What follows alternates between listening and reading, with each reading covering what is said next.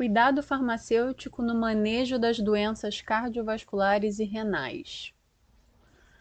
Bom, eu trabalho com pacientes hipertensos de difícil controle no Hospital de Clínicas, né? Quando me apresentei a vocês, eu contei sobre essa atuação profissional. E desde 2011, então, eu tenho feito acompanhamento farmacoterapêutico de pacientes ali na cardiologia, né? Então, o que eu trago é reflexo da experiência no acompanhamento desses pacientes que apresentam, em muitos casos, também complicações renais, tá bom? Então, eu estou bem mesmo, estou bem mesmo. Isso era o que eu ouvia muito do meu primeiro paciente no Hospital de Clínicas. Né? Esse paciente, ele nunca estava ruim, estava sempre tudo bem. Mas quando você media a pressão dele, estava elevada. Né? Ou, eu estou bem, sou só um pouco nervosa. O paciente fala, eu estou bem, eu sou só um pouco nervosa. Como será que as emoções influenciam essa pessoa, né, no controle da hipertensão arterial, por exemplo? Ou como será que o estilo de vida dessa pessoa, né, reflete em problemas de saúde que ela desenvolve ao longo da vida? Ou, disseram que eu tenho coração grande e água no pulmão, eu não quero morrer. A pessoa te diz isso, desesperada, e o que você vai responder para essa pessoa? Como é que você vai acolher essa pessoa que tem medo de morrer porque está com o coração grande e água no pulmão? O que seria isso? Né? A gente vai trabalhar com protocolos clínicos. Nós temos a 7ª Diretriz Brasileira de Hipertensão Arterial, que é de 2017. Temos a atualização da Diretriz Brasileira de Dislipidemias e Prevenção da Aterosclerose. Tem também aí as diretrizes, né, para a insuficiência renal aguda e para a doença renal crônica, tá? Pensando um pouquinho no mundo, né, a gente já na outra apresentação trouxe a questão do cenário atual da pandemia, que traz a importância ou reforça a importância de cuidar de pessoas com doenças crônicas, né? Mas isso que tem de pano de fundo é a questão da mudança, né, que a gente vem verificando no perfil de problemas de saúde apresentados pela população, tendo em vista a transição epidemiológica que a gente está enfrentando. Então, vocês vão encontrar documentos que trazem na sua introdução, quando falam de doenças cardiovasculares, trazem a importância da transição epidemiológica, né? Então, a gente veio modificando os problemas de saúde que a maioria da população apresentava ou morria por, a gente veio modificando, né? Desde fome, em que a gente teve declínio, agora retorno, de pandemias, doenças degenerativas provocadas pelo homem, doenças degenerativas tardias e até a inatividade e obesidade, né? Em que a gente percebe muitas pessoas com sobrepeso e obesidade que trazem aí maior número de casos de pessoas com diabetes, hipertensão arterial e entre outras complicações de doenças cardiovasculares, né? Então, bem naquela relação da gente ter o envelhecimento da nossa população, a gente tem um maior número, então, de doenças crônicas não transmissíveis, né, que são aí responsáveis por cerca de 60% da causa de morte em todo o mundo. Então, ela afeta, né, um número muito expressivo de pessoas por ano. E aí, para a próxima década, espera-se que haja um aumento de 17% na mortalidade causada pelas doenças crônicas não transmissíveis. Claro que essa estimativa ela vai modificando, né, ao longo do tempo, tendo em vista que a gente tem cenários, o cenário vai modificando, né, o cenário da saúde. Então, dentre os principais tipos de doença crônica não transmissível, a gente tem a doença cardiovascular, que é aquela que tem o maior impacto epidemiológico, sendo responsável então por cerca de 30% das mortes do mundo, no mundo. Então, as doenças cardiovasculares, elas são essa principal causa de morte no mundo, né? Aí essa foi uma apresentação que eu trago também de antes da pandemia, né? Quando a gente vai estudar doenças cardiovasculares, é antes pandemia por coronavírus. Então, o que a gente entende é que no comportamento geral das doenças, as pessoas morrem mais por esses problemas de saúde, né? Doenças cardiovasculares, do que por qualquer outra causa. Então, dados de 2015, estimava-se que 17,7 milhões de pessoas morreram por doença cardiovascular, representando então esses 31% de todas as mortes a nível global. Então, a importância, né, tanto das doenças cardiovasculares quanto também as mortes ocasionadas por acidente vascular cerebral. Mais de 3/4 das mortes por doença cardiovascular ocorrem em países de baixa e média renda. Tá? Então, a gente tem aí o fator socioeconômico influenciando também nos resultados sobre esses problemas de saúde. Então, das 17 milhões de mortes prematuras, que são as mortes de pessoas com menos de 70 anos, né, por doença crônica não transmissível, 82% dessas mortes prematuras aconteceram em países de baixa e média renda. E 37% são causadas por doenças cardiovasculares. A gente tem o AVC isquêmico e o AVC hemorrágico, né, como um problema de saúde muito importante, e que às vezes a gente precisa também ajudar o paciente a distinguir, né, em relação ao que ele representa, né, diferenças entre AVC. Então, no AVC isquêmico, um coágulo bloqueia o fluxo de sangue para uma área do cérebro e a gente tem interrupção do fluxo sanguíneo, né, diminuição ali de oxigênio e tudo mais. Então, acontece uma isquemia, né, nesse acidente vascular cerebral. E no AVC hemorrágico, a gente tem o extravasamento. O sangramento ocorre dentro ou ao redor do cérebro, né, por conta de um coágulo. As doenças cardiovasculares, né, na maioria, elas podem ser prevenidas, tá, por meio de mudanças do estilo de vida. E aí que fica, né, a nossa dificuldade, tá? Porque nós temos uma farmacoterapia bem extensa para tratamento desses problemas de saúde, mas a gente também tem uma série de mudanças em estilo de vida que são necessárias e que também apresentam seu desafio aí para a gente poder orientar e avaliar o resultado dessas mudanças, né?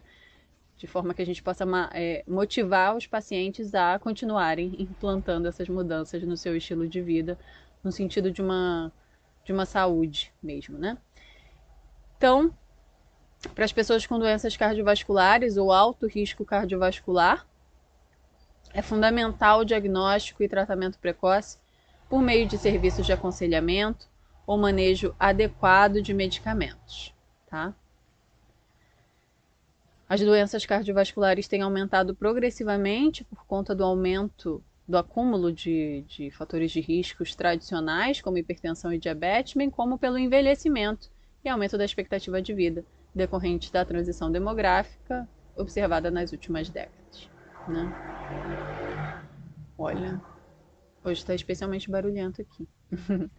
Bom, tinha colocado alguns grupos de doenças cardiovasculares na outra apresentação, né, doenças do sistema circulatório. Aqui é doenças cardiovasculares, então a doença coronariana, doença cerebrovascular, doença arterial periférica, doença cardíaca reumática, cardiopatia congênita e trombose venosa profunda e embolia pulmonar como doenças importantes, né, dentro desse grupo de doenças cardiovasculares. E aí é importante a gente lembrar, né, de por onde que começa tudo isso, esse nosso problema, né? Quais são os fatores de risco que estão relacionados com as doenças cardiovasculares. E aí a gente tem fatores de risco modificáveis, fatores de risco não modificáveis, tá?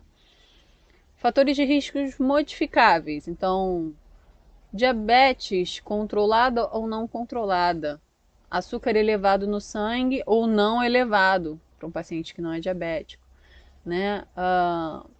Colesterol elevado, aí o controle da hipercolesterolemia é possível, né, a gente modificar. Triglicerídeos elevados, pressão arterial elevada, excesso de peso e obesidade, o hábito de fumar, abuso de bebidas alcoólicas, pouco exercício físico, que é o sedentarismo. Esses são fatores que é possível modificar, mas não quer dizer que é fácil, né? Mas que é possível e que trazem um resultado importante no controle dessas doenças. Fatores de risco que não são modificáveis é a idade, né? O sexo e a genética, que inclui a história familiar de doenças cardiovasculares. Então vamos ficar de olho no que a gente pode trabalhar, né, e influenciar aí para obter resultados mensuráveis sobre o controle, né, dessas doenças. A doença renal crônica, e a gente, nesse recorte, né, das doenças crônicas, além desses fatores de risco tradicionais, ela é caracterizada pela alteração da função renal e tem sido descrita como um dos principais determinantes de risco de eventos cardiovasculares. Então, estão bem relacionados. Se por um lado a doença renal crônica está associada às doenças cardiovasculares, e pode ser um importante fator de prognóstico, a morbidade e a mortalidade cardiovascular entre os pacientes com doença renal crônica é bem elevada. Tá? Então, esses são pacientes que, se eu tenho paciente com uma doença cardiovascular e doença renal crônica, eu preciso priorizar o cuidado desse paciente, né? Avaliar se ele está atingindo as metas terapêuticas. A doença renal crônica é um termo geral para alterações heterogêneas que afetam tanto a estrutura quanto a função renal, com múltiplas causas e múltiplos fatores de prognóstico. Então, ela se trata de uma doença de curso prolongado, insidioso e que, na maior parte do tempo de sua evolução, é assintomática. O paciente não sente nada. Vocês podem acessar esse vídeo para fazer uma revisão do sistema cardiovascular, tá? Já orientei anteriormente, né? Compartilhei alguns vídeos da plataforma do Nucleus Medical Media, que trazem alguns vídeos bem interessantes. E falando um pouco de hipertensão arterial, com base na 7ª Diretriz Brasileira de Hipertensão Arterial de 2017, a gente percebe que as doenças hipertensivas elas têm aumentado, né? Embora pareça um pouco estável, mas ainda tem aumentado ao longo dos últimos anos. Embora as doenças isquêmicas, cerebrovasculares e insuficiência cardíaca congestiva venham apresentando um declínio, elas ainda são bem importantes, né, como em desfechos ruins, né, como complicações e morte. Em relação aos fatores de risco para a hipertensão arterial, a gente tem a idade como um fator de risco importante. Então, pessoas quanto mais velhas, maior a chance de ter hipertensão arterial, né, de apresentar. 68% dos idosos apresentam, em geral, apresentam hipertensão arterial. Em relação ao sexo e etnia, também a gente vê uma variação, tá? Então, a Pesquisa Nacional de Saúde de 2013 verificou que mulheres 24,2% das mulheres apresentavam hipertensão arterial, enquanto 24,2% da raça negra apresentavam, 20% de pardos e 22,1% de brancos. Quando a gente junta negra e pardos, a gente vai ter aí uma população majoritária, né, que apresenta hipertensão arterial. Corações do Brasil apresentou com um estudo que traz aí os resultados sobre a população indígena, então 11,1% apresentando hipertensão arterial, a população amarela apresentando 10% de hipertensão arterial, enquanto parda mulata 26,3%, branca 29,4% e população negra 34,8%. O estudo ELSA Brasil verificou que brancos 33,3% apresentam hipertensão arterial, e aí a população geral, né, de adultos, pardos 38,2% e negros 49,3%. O que é o estudo ELSA Brasil? É o estudo longitudinal de saúde do adulto, que é uma pesquisa multicêntrica de coorte composta por 15 mil funcionários de 6 instituições públicas do ensino superior e de pesquisa das regiões Nordeste, Sul e Sudeste do Brasil. Essa pesquisa tem o objetivo de investigar a incidência e os fatores de risco para doenças crônicas, em particular as cardiovasculares e o diabetes. Então é com esse estudo que a gente vai ter resultados de base populacional brasileira que vai ser mais próximo sendo a nossa realidade, vai ser mais próximo do sucesso, né, quando a gente estabelecer intervenções com base nesses estudos. Então, em cada centro integrante do estudo, os sujeitos da pesquisa com idade entre 35 e 74 anos fazem exames e entrevistas nas quais são avaliados aspectos como condições de vida, diferenças sociais, relação com o trabalho, gênero e especificidade da dieta da população brasileira. Bom, quando a gente avalia a prevalência de hipertensão arterial na população geral, a gente tem estudos que trazem uma prevalência de entre 22% a 44%. Então, uma média de 32% de prevalência da hipertensão arterial na população geral. E aí essa prevalência aumenta à medida que a idade aumenta. Então, pacientes com 60 a 69 anos apresentam aí uma prevalência de 50%, enquanto maiores de 70 anos, 75%. Alguns dois fatores de risco para a hipertensão arterial, a gente tem o excesso de peso e a obesidade também, né? Então, dados do Vigitel, que é o Sistema de Vigilância de Fatores de Risco e Proteção para Doenças Crônicas, feito por inquérito telefônico, que então essa pesquisa feita em 2006 e 2014, a gente percebe aí uma evolução, né? Um aumento da prevalência de pacientes com excesso de peso que apresentam hipertensão arterial autorreferida. Então, excesso de peso em 2006 representava 43% de pessoas com hipertensão arterial, enquanto agora são 52,5%. Agora eu digo, no resultado de 2014, né, que ajudou a basear a diretriz de 2017. A obesidade também é importante, né, então também a gente viu um aumento da prevalência de obesidade entre 2006 e 2014, então 11,9% versus 17,9%, sendo um predomínio em mulheres entre 35 e 64 anos. A ingestão de sal, que tem aí a associação com eventos cardiovasculares e renais, é um fator de risco importante, né, em que a gente tem aí uma média populacional de 4,7 gramas de sódio consumidos por pessoa por dia. Né? Isso é um consumo ajustado. Sendo que o consumo máximo recomendado é de 2 gramas por dia. A gente tem uma ingesta de sal bem mais elevada, né, do que o consumo recomendado para a população geral. O impacto da dieta rica em sódio, estimada então por essa pesquisa do Vigitel de 2014, indicou que apenas 15,5% das pessoas entrevistadas reconheciam o conteúdo alto ou muito alto de sal nos medicamentos. Né? Então não é algo fácil das pessoas perceberem ou de relacionarem o conteúdo de sódio.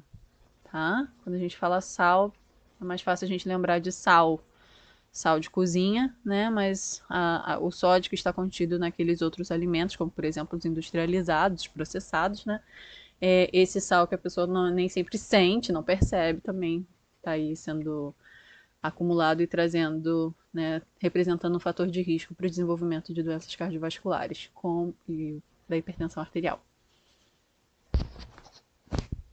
Em relação à ingestão de álcool também, como um fator de risco importante e que é modificável, né?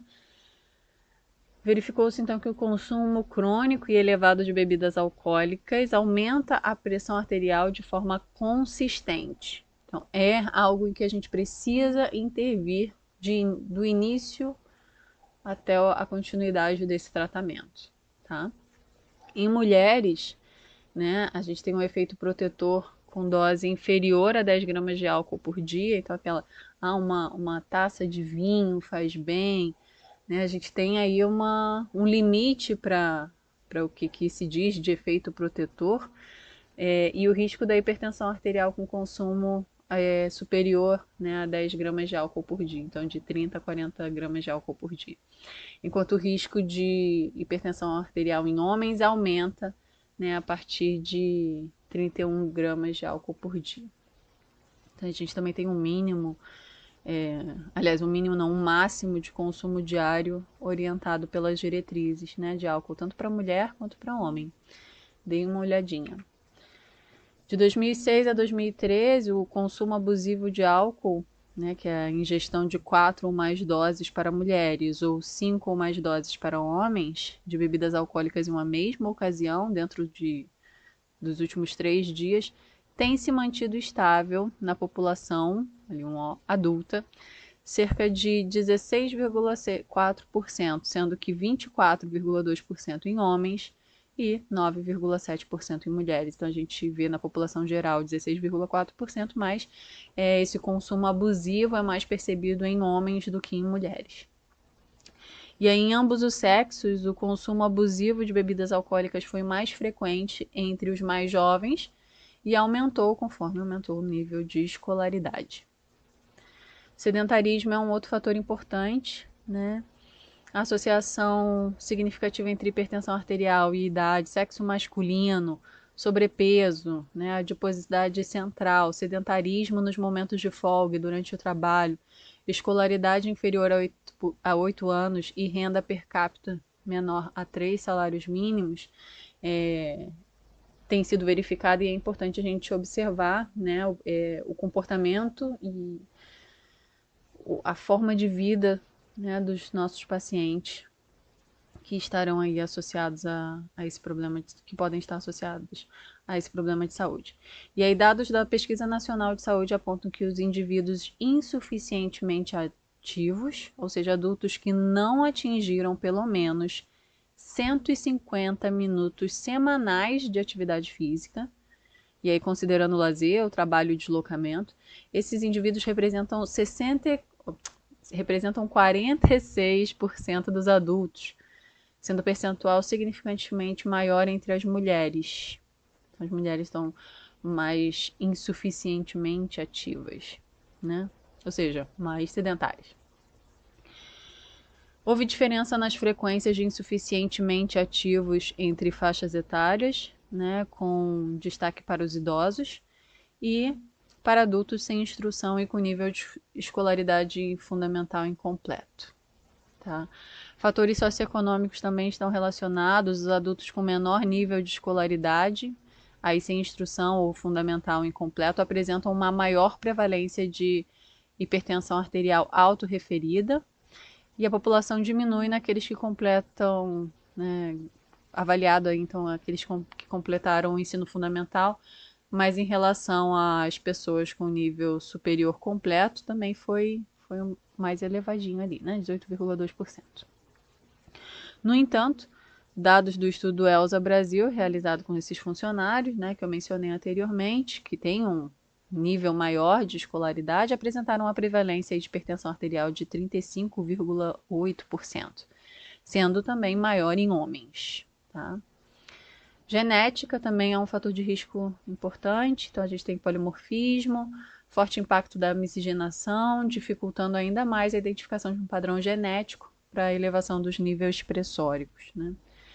A gente tem o documento dos cadernos de atenção básica, que traz estratégias para o cuidado com a pessoa com doença crônica, no caso hipertensão arterial sistêmica, que ele é de 2013, então ele traz referência da 6ª diretriz brasileira de hipertensão arterial e a gente já está na 7ª, tá bom? Mas, mesmo assim, é interessante da gente avaliar esse documento porque ele traz algumas orientações e fluxos de atendimento que podem ser bem úteis para a prática do farmacêutico. Bom, a hipertensão arterial sistêmica ela é uma condição clínica multifatorial, você não vê que é uma doença, não é uma doença que você tem como atacar, ela é uma condição clínica multifatorial, múltiplos locais múltiplos sistemas, né, estão sendo afetados, múltiplos órgãos. Diferente, né, de algum problema de saúde um pouco mais localizado, em que o indivíduo possa sentir alguma dor em algum órgão, e às vezes isso fica mais evidente. Ela é essa condição clínica multifatorial e também silenciosa. Os níveis elevados e sustentados de pressão arterial superior ou igual a 140 por 90 milímetros de mercúrio é o que configura a hipertensão arterial sistêmica. Tá? E aí a gente percebe alterações funcionais ou estruturais dos órgãos-alvo, então é importante o coração, o cérebro, os rins e os vasos sanguíneos. E a gente percebe também alterações metabólicas.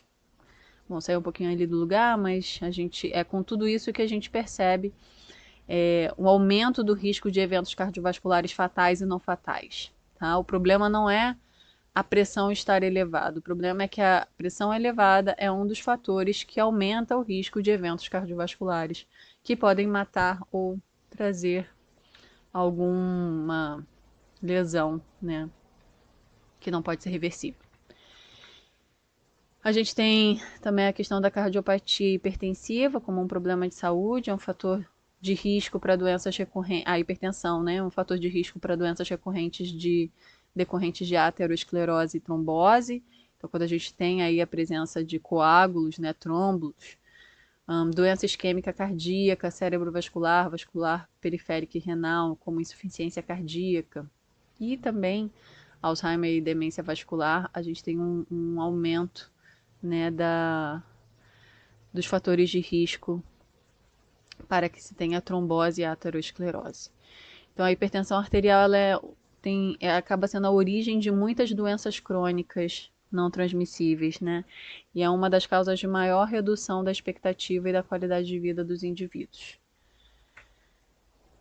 E aí a gente percebe, como eu já falei anteriormente, né, a gente percebeu a taxa de mortalidade no Brasil por doença cardiovascular como sendo importantes e aí divididas, né, entre os tipos de doenças cardiovasculares.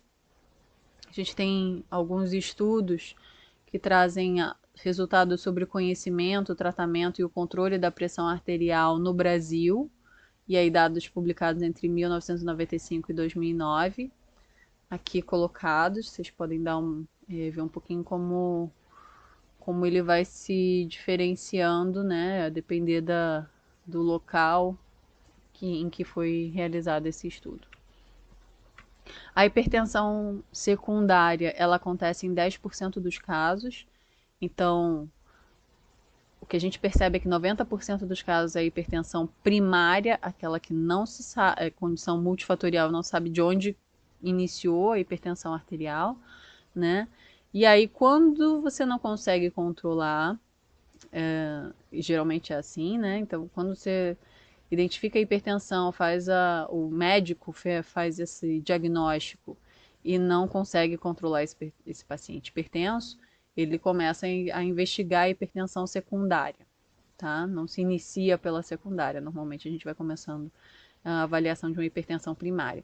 Mas a hipertensão secundária, ela está relacionada aí a alguma coisa localizada. Então, quando você tem um problema, uma doença da artéria renal, por exemplo, você pode ter uma origem endócrina, como a doença de Cushing, você pode ter uma origem vasomotora, como por exemplo um trauma, você pode ter uma origem anatômica, como a coarctação da aorta, você pode ter uma origem iatrogênica, como o uso de anti-inflamatórios não esteroidais, né? Então, a importância aí da gente investigar a hipertensão secundária que, na maioria dos casos, resolvendo esse problema de saúde, você resolve a hipertensão arterial.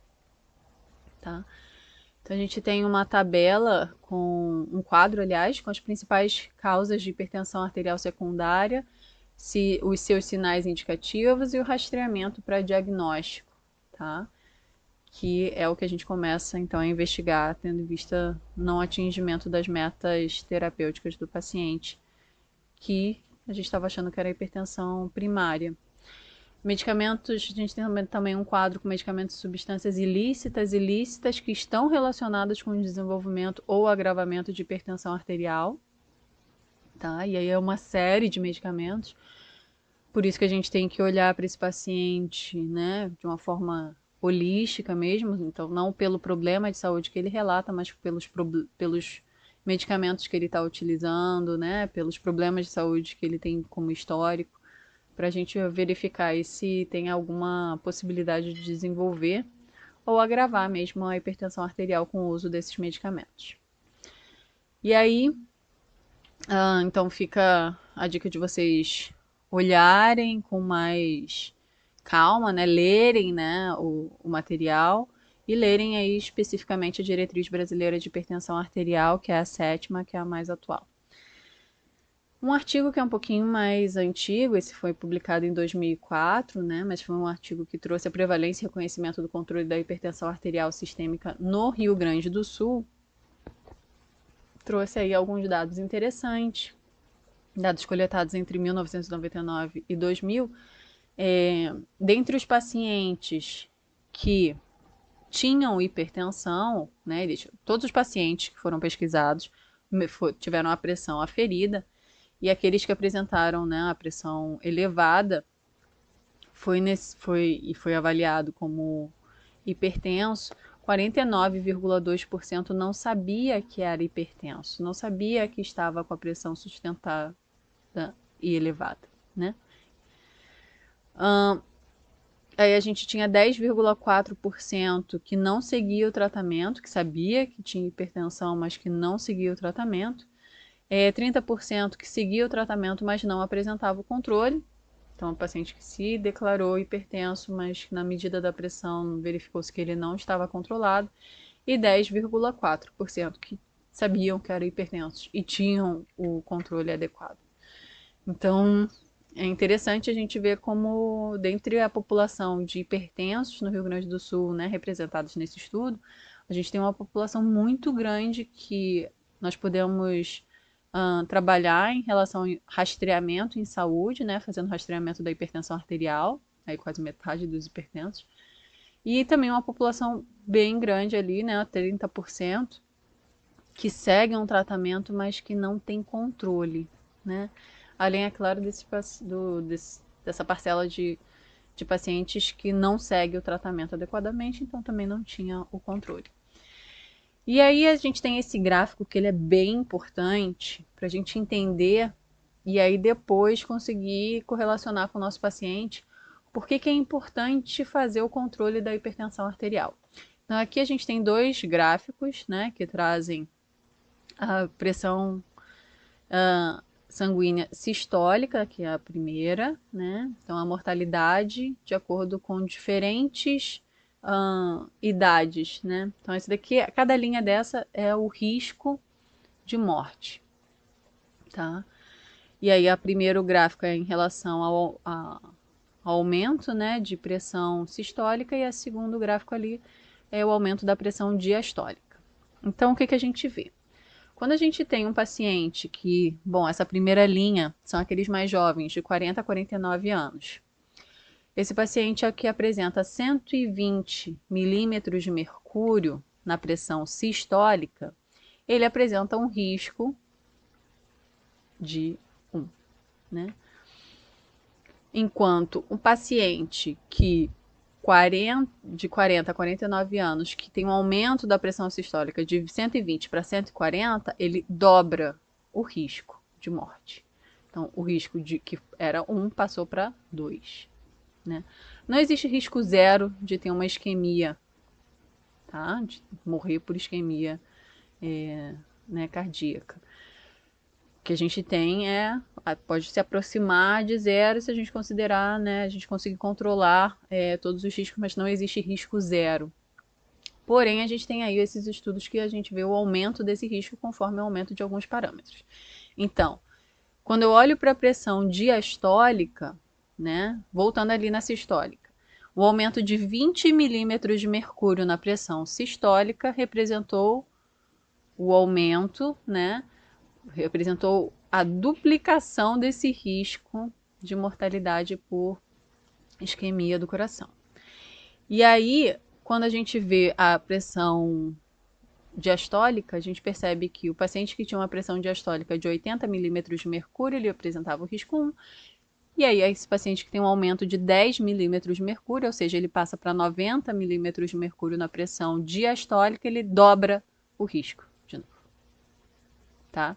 Então, um paciente que tinha 120, né, por 80 milímetros de mercúrio, quando ele tem um aumento de para 140 por 90, a gente tem aí 4 vezes mais chances de ter, né, esse evento, que seria a isquemia, né? E aí a gente avaliar também os níveis pressóricos, né? Quando a gente fala da classificação de pressão arterial de acordo com a medição no consultório, né? Então, para adultos, a gente tem que a pressão normal, ela é aquela inferior ou igual a 120 por 80 milímetros de mercúrio. E aí a gente já tem uma classe ali de pré-hipertensão, né? A gente tem um grupo em que nós avaliamos como não hipertensos, mas que precisam de mudanças no estilo de vida, porque estariam nessa pré-hipertensão. Então, entre 121 e 139 por 81 a 89 milímetros de mercúrio. E aí a gente tem hipertensões de estágio 1, 2 e 3, aí representados pelas suas respectivas faixas, né, de pressão arterial sistêmica e diastólica. Aquilo em relação à medida no consultório, porque a gente tem a possibilidade, né, o paciente quando ele faz um acompanhamento, ele vai até o cardiologista para fazer, né, uma avaliação de uma pressão arterial elevada e verificar se ele realmente é hipertenso ou não. É comum que seja prescrito o MAPA, que é a medida ambulatorial da pressão arterial, né? Aquele aparelhinho que o paciente coloca no braço, né? E tem um gravadorzinho, esse aparelho ele infla a cada meia hora durante o dia e a cada hora durante a noite, e aí grava essas medidas, né, da pressão arterial desse paciente ao longo de 24 horas para poder trazer um gráfico de pressão arterial durante a vigília e durante o período de sono. E aí a gente tem o seguinte, né? Pacientes que tenham a pressão medida no consultório superior a 140 por 90, e aí no mapa ou na medida ou na monitorização residencial da pressão arterial apresentam uma pressão inferior a 135 por 85, esse paciente pode ter uma hipertensão do avental branco, tá? Ou seja, ele no consultório apresenta uma pressão elevada, mas em casa, né, com um mapa, no dia a dia ele apresenta uma pressão abaixo dessa considerada já para hipertensão. Então ela tem uma hipertensão do avental branco. Se esse paciente ele apresenta uma pressão elevada, tanto no consultório quanto na mapa, né, ou na monitorização residencial da pressão arterial, nós percebemos que esse paciente tem hipertensão, sim, ou a hipertensão não está controlada, tá? Então, ou ele é hipertenso, e aí ainda não começou o tratamento, tem um diagnóstico de hipertensão, ou esse paciente é hipertenso e não está controlado.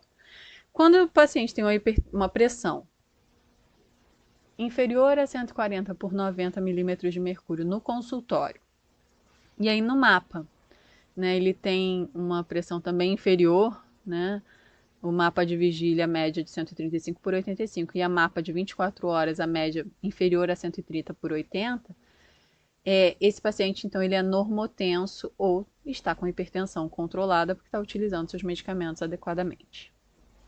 Se esse paciente tem uma pressão no consultório, né, inferior a 140 por 90, mas no mapa, né, nesse aparelho que mede 24 horas, ou em casa, que fez a monitorização residencial da pressão arterial, ela também é elevada, aliás, é baixa no consultório, é elevada em casa, então a gente tem uma hipertensão mascarada.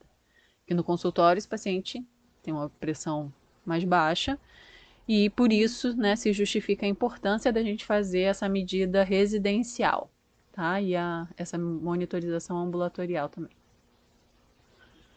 Nós temos uma tabela para estratificação de risco do paciente hipertenso de acordo com fatores de risco adicionais.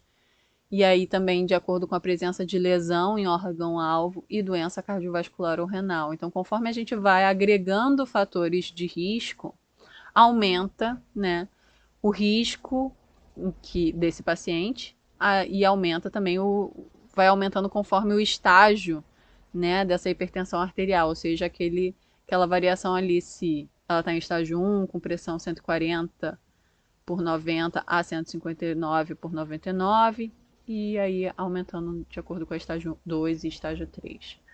Né? Então, quanto mais a gente associa a fatores de risco, e como por exemplo lesão no órgão-alvo e outras doenças, a gente aumenta o risco mesmo de mortalidade desses pacientes. E aí a gente modifica também o esquema terapêutico, né, proposto para esse paciente. A gente, eu digo, a equipe clínica que acompanha esse paciente, né? Normalmente é o cardiologista que faz essa avaliação. Mas se a gente tem a oportunidade de estar na equipe, a gente também contribui, né, trazendo o nosso conhecimento técnico. Em relação ao tratamento da RAS, então, da hipertensão, a gente tem algumas recomendações para início da terapia antihipertensiva, também para intervenções no estilo de vida, tá? Bem como a terapia farmacológica. Então, a gente tem que iniciar intervenções em estilo de vida em qualquer estágio de hipertensão, inclusive na pré-hipertensão, tá? Então, né, essa é uma recomendação importante em que a gente avaliando, né, conforme aqueles fatores de risco, como é que é o estilo de vida do nosso paciente, é que a gente vai poder propor intervenções nesse estilo ou não. A gente não vai começar com uma lista do que é importante o paciente fazer sem a gente saber o que ele de fato faz. E aí o início da terapia farmacológica tem aí tem recomendações, né, de acordo com o grupo de pacientes, tá? Então, hipertensos estágio 1 e com risco cardiovascular moderado ou baixo, normalmente se aguarda de 3 a 6 meses pelo efeito de intervenções no estilo de vida.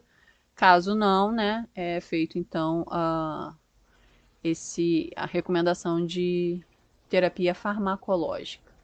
E aí, indivíduos, conforme vai aumentando tanto o estágio da hipertensão quanto doenças cardiovasculares pré-existentes ou fatores de risco, a gente tem aí também a recomendação de terapia farmacológica.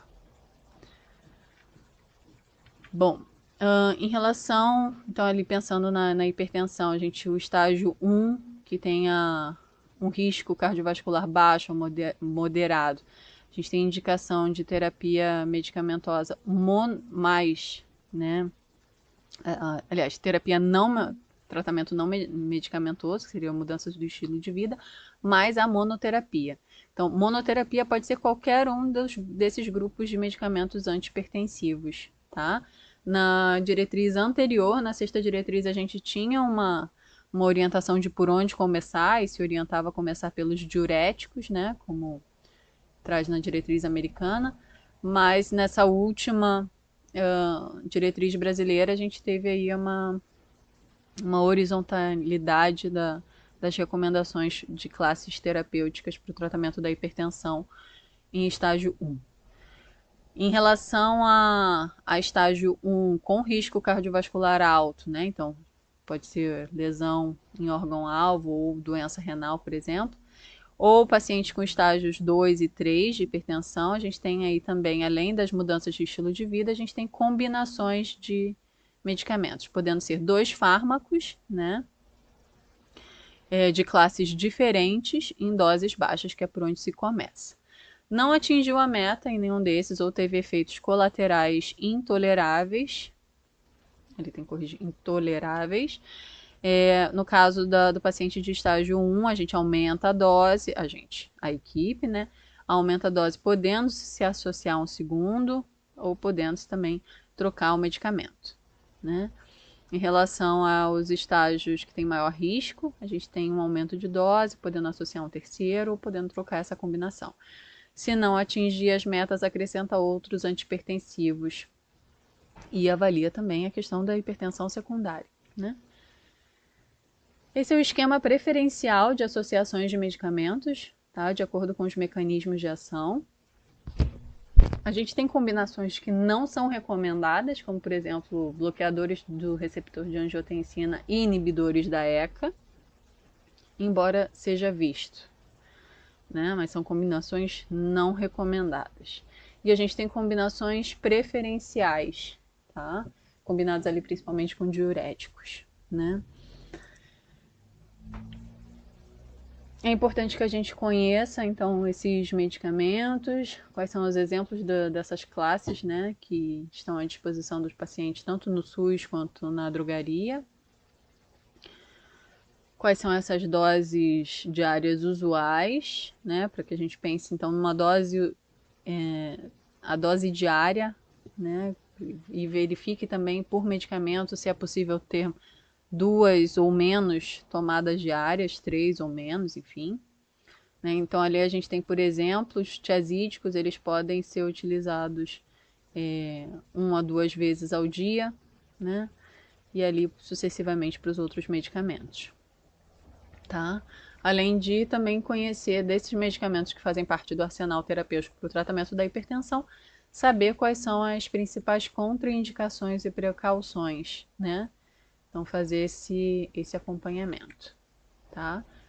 Então, esse quadro vocês vão ter a chance aí de olhar com mais calma no PDF. E tanto no PDF da apresentação, mas como também nas próprias diretrizes. E aí o grande desafio, né? A gente falar sobre modificações no estilo de vida que são fundamentais para o tratamento e para a prevenção desse problema de saúde, dessa condição, né? Então, a alimentação adequada é a gente tratar do consumo de sal, no caso sódio, e do controle de peso. Em relação à prática de atividade física, o que pode ser recomendado? Em relação ao abandono de tabagismo, como é que eu posso trabalhar na farmácia para intervir, né, nessa questão? Como é que eu posso orientar a redução do uso excessivo de álcool, que é muito importante, que traz benefícios grandes para o controle e para a prevenção de morte, né? E aí eu destaco a importância de prescrever, assim como vocês na última disciplina, vocês prescreveram tanto a maioria, né, um medicamento, como também uma medida não farmacológica.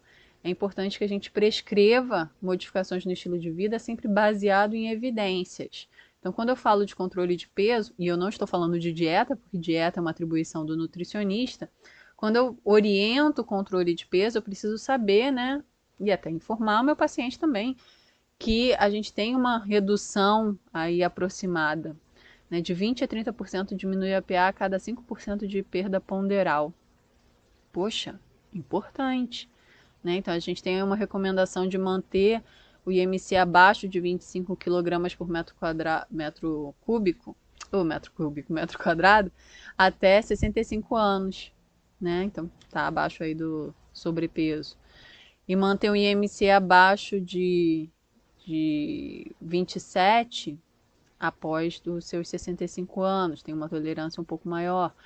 Manter a circunferência abdominal ou a circunferência da cintura, que a gente vai falar mais à frente, menor que 80 centímetros nas mulheres e menor que 94 centímetros nos homens.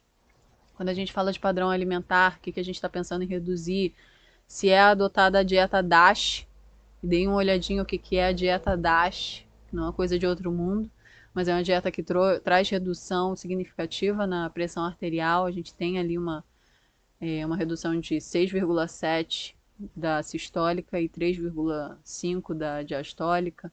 Restrição no consumo de sódio, moderação no consumo de álcool, né? Limitando então o consumo diário de 1 dose para mulheres e pessoas com baixo peso e 2 doses nos homens. E aí a gente pensar, né? Avaliar que eu orientando todas essas modificações, né, do estilo de vida, elas somam uma redução importante da pressão arterial, tanto sistólica como diastólica. O que para o nosso paciente vai trazer o benefício de ajustar o seu tratamento mais adiante, né?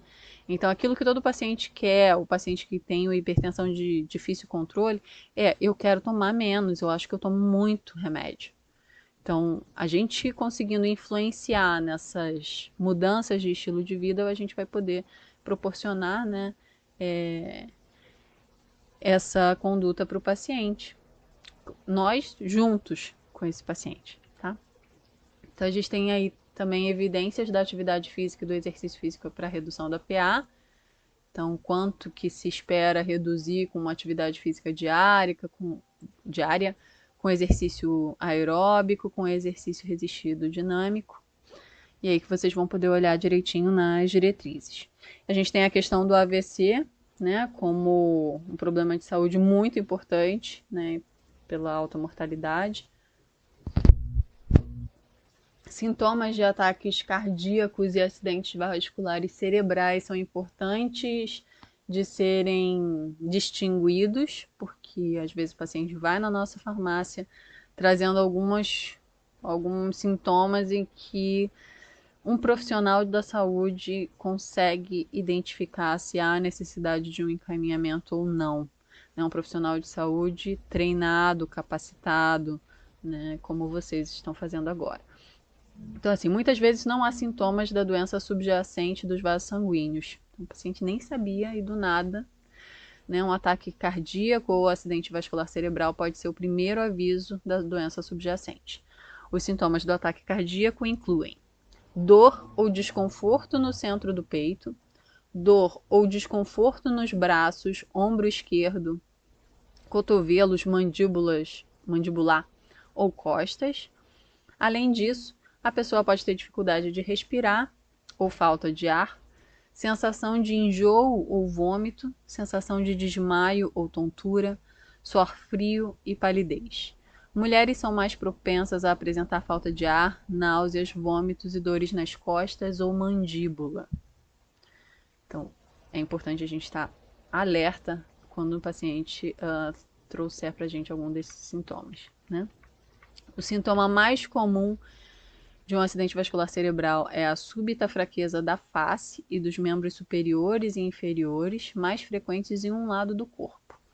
Entre os sintomas estão dormência da face, braços ou pernas, especialmente em um lado do corpo, confusão mental, dificuldade para falar ou para entender, dificuldade para enxergar com um ou ambos os olhos, dificuldade para andar, tontura, perda de equilíbrio ou coordenação, dor de cabeça intensa sem causa aparente e desmaio ou inconsciência.